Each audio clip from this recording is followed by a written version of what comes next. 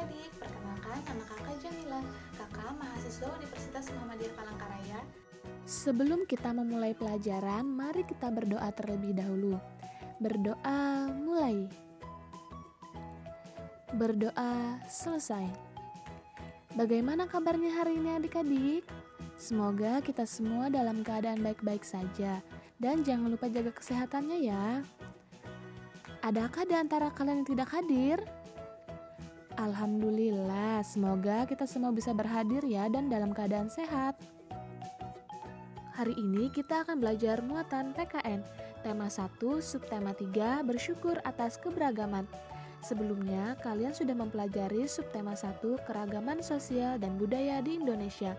Kemudian, subtema kedua, kalian sudah mempelajari kerjasama. Baik itu kerjasama di lingkungan sekolah, masyarakat, dan rumah.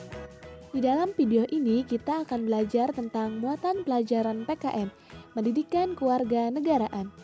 Pendalaman materi, tema 1 indahnya kebersamaan, subtema 3 bersyukur atas keberagaman. Kerjasama dalam diskusi. Diskusi adalah pertemuan beberapa orang untuk bertukar pendapat mengenai suatu hal. Diskusi merupakan salah satu bentuk kerjasama. Dalam berdiskusi, kita harus menghormati pendapat orang lain. Setiap pendapat memiliki kelebihan dan kekurangan. Saling menghormati perbedaan pendapat. Manfaat saling menghormati pendapat dalam berdiskusi. 1. Terciptanya kerukunan dan kebersamaan. 2. Menambah pengetahuan. 3. Permasalahan lebih mudah diselesaikan. 4. Kita akan dihormati oleh orang lain. 5. Menghasilkan kesimpulan secara adil. Tujuan dan manfaat kerjasama. Pekerjaan kelompok akan cepat selesai jika dilakukan dengan bekerja sama.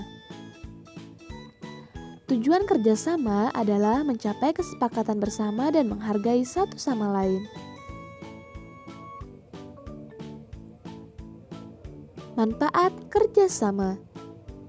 1. Membuat pekerjaan menjadi lebih mudah. 2. Membuat pekerjaan cepat selesai. 3. Menyelesaikan kesulitan bersama. 4. Meningkatkan persatuan dan kesatuan. Keragaman permainan tradisional di Indonesia. Indonesia kaya akan keragaman permainan tradisional. Permainan tradisional ada yang dimainkan secara perorangan dan ada juga yang dimainkan secara berkelompok. Contoh permainan tradisional yang dimainkan secara perorangan. Permainan apa yang sedang dilakukan anak pada gambar? Anak pada gambar sedang bermain engklek. Ketika bermain engklek, mereka harus bermain secara bergantian. Apa nama permainan pada gambar? Permainan pada gambar yaitu egrang. Permainan egrang biasanya dapat kita temui saat perlombaan. Selanjutnya yaitu permainan gasing.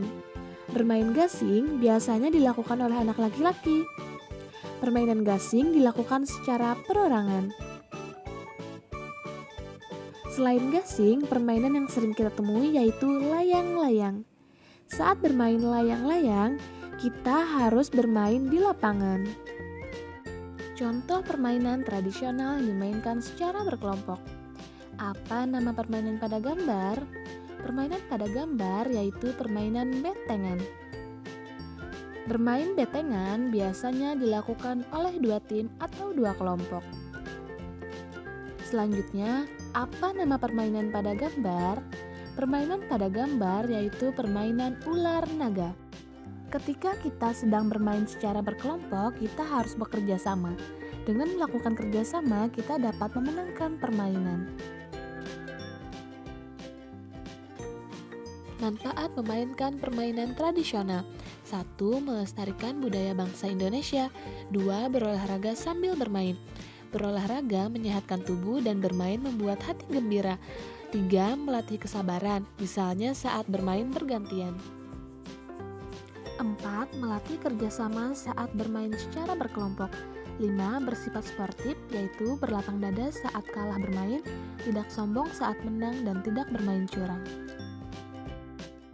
Nah, itu merupakan cara bersyukur atas keberagaman, yaitu mengenai permainan tradisional, kemudian mempelajari kesenian daerah, menghargai pendapat orang lain, berdiskusi untuk mencapai kesepakatan bersama.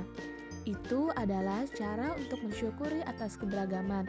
Jadi, keragaman yang ada di Indonesia kita harus menjaga dan melestarikannya, karena itu adalah sebuah kekayaan yang tidak ternilai harganya.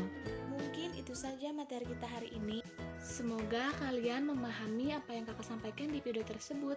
Terima kasih. Wassalamualaikum warahmatullahi wabarakatuh.